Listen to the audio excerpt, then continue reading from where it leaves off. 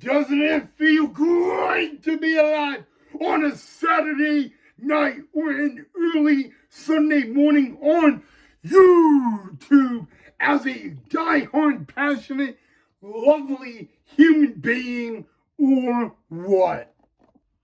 What's up, guys? Ryan here. I hope you guys are having a awesome Saturday, or for some of you, a great start to your Sunday morning. But either whether you're watching this on a Saturday or a Sunday, doesn't matter. It is still the weekend, so happy weekend vibes. And welcome back to the channel of Positive Time with Ryan. So in tonight's episode, I'm going to have a very fun story to share with you guys that you guys will not want to miss. And then we will have breaking news on music artist Jelly Roll. Okay, so the story I'm about to tell you guys will absolutely not believe. It comes out of Arizona, the Cactus State, this past Wednesday, or hump day in Mesa, Arizona. A woman and a man went on a date. These two people have actually known each other for about 2.5 years, and they never went out. So anywho, guys, the guy asked this girl out in Mesa, Arizona, and the very first date, believe it or not, was to McDonald's. I mean, that's number one. That is kind of funny, right? But the story gets even better, okay? So they went to McDonald's on their very first ever official date, yada, yada, yada. And long story short, after that date, the guy drove her home, and then he went home. And within the next 3 days after that date, the girlfriend, well, not the girlfriend, but the girl, she texted that guy 159,000 times. And a matter of fact, this story made NBC News, CNN News, and also made the NBC News in London, England. And this happened all this past Wednesday.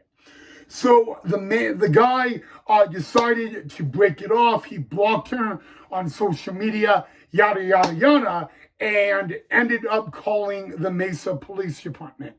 Well, late last night on a Friday night, the Mesa Police Department drove to her house and arrested her for misdemeanor stalking. So apparently they were able to find about 159,000 messages from late Wednesday night to early Thursday afternoon. And that is a lot of messages, if you're asking me.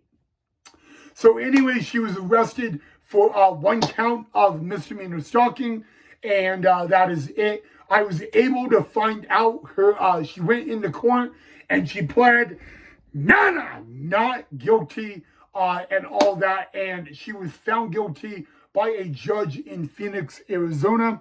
And since it was a misdemeanor charge, everybody thought that she was going to get off the hook. It turned out that 7 years ago, she had another stalking charge that was a little bit different than this case. And she ended up having a restraining order and was not allowed to contact the victim ever again, and she obeyed that. But this time, the judge did not let her off the hook. She was actually sentenced to 11 days in the county jail for that. And then she was, by a order of the judge, she was given 6 months of mandatory probation. And part of that probation is not contacting the victim or even social media. So I want to really know what you guys thought of this. I've never heard of a story like this, guys, but it happened in Mesa, Arizona, and over the weekend or earlier this weekend. It made the NBC News all the way in London, England. But her lawyer is saying that she may have some mental health issues. So I want to know truly what you guys think of all this. And I want to know if you agree with what her sentence was, with the stuff is going on. That's my first question. My second question is, she will have another court date. And if you want me to follow this case and give it to you guys, also let me know down below in the comment section.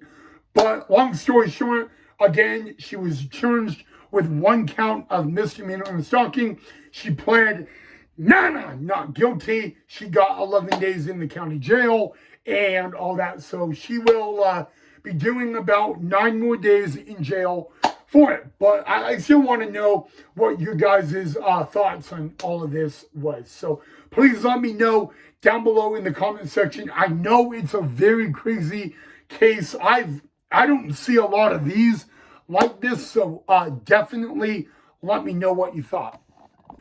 All right, guys, now we have breaking news on music star Jelly Roll.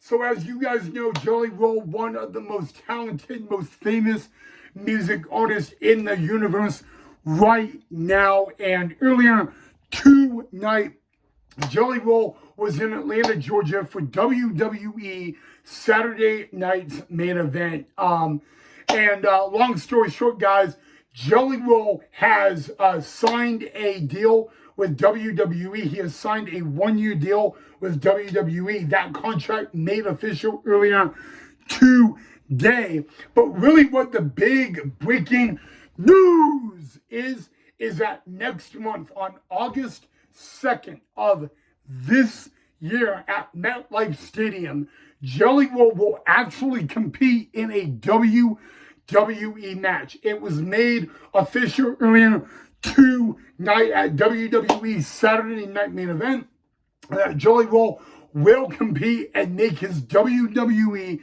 in-ring debut August 2nd at SummerSlam at MetLife Stadium, night 1 of a 2-night event of WWE SummerSlam. Now, Jelly Roll is going to be talking about that in the next couple of weeks and all that. He's actually scheduled to make an appearance on NBC in 3 weeks. And he said via his Twitter earlier tonight that he will talk about that incident. But ladies and gentlemen, August 2nd is only a few weeks away. It will be MetLife Stadium. It will be night 1 of a 2-night event of WWE SummerSlam.